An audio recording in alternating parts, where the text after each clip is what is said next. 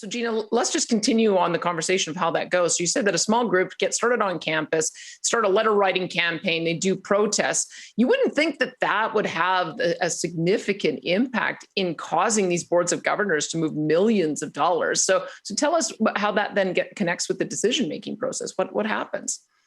Well, I believe part of the problem is the other side is not mentioned. So that's what Invest Now's mission is, to be in front of the same group of people with different letter writing campaigns to say, do you understand what this decision means for Canada and for everyday Canadians and for students as well?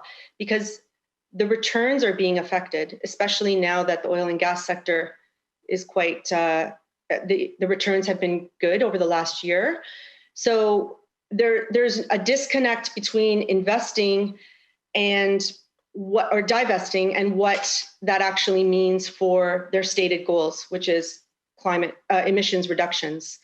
And really, we should be investing because it's going to be the oil and gas companies in Canada that are innovative and that will come up with solutions to reduce emissions. All right. I want to talk to you a bit about your pitch, but first let's explore a little bit about why this is such a compelling argument on the other side. Now, you'd mentioned 350.org and its founder, Bill McKibben, and their plan, but give us an idea of what 350.org is. I think if I have that right, they've sort of identified 350 parts per million as being like the optimal level of CO2 in the environment. That's why they've named their organization that way. We're now up to something like 418 parts per million. But where did they come from, and what is their strategy? Well, they've been in operation for about 10 years, and they receive billions of dollars in funding. And they have a plan to set up these groups among religious institutions, charities, universities. An example is the banks in Canada are now going to be targeted. It's all groups associated with 350.org. And they're very well funded. They're very well armed, let's say,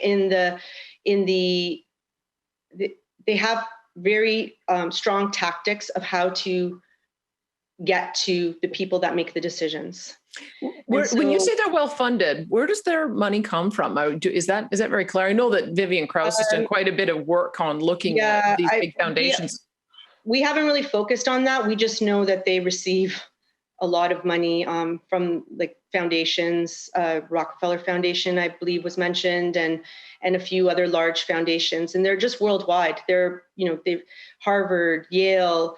Harvard has resisted the divestment movement up to now, but we'll have to see how it goes because Well, tell me a bit about what the pitch is then. You said that they've got this integrated, obviously, international network. So they must have a message that is pretty compelling. What is the vision that they want to achieve here?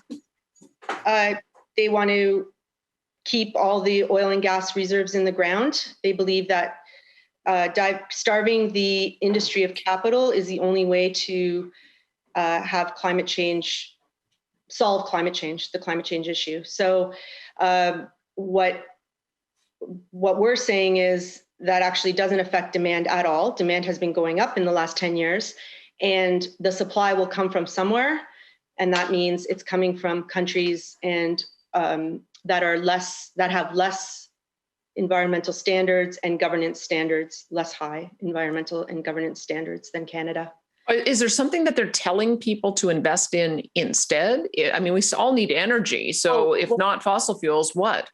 They're saying to invest that money in renewables, but there is no tracking of that. So you never know if that is, in fact, is the case. I don't think there is enough market capitalization in renewables to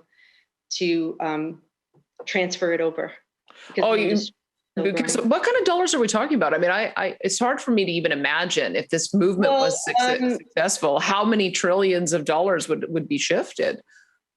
They have a count on their website. I haven't looked at the latest, but I believe it's a trillion for sure.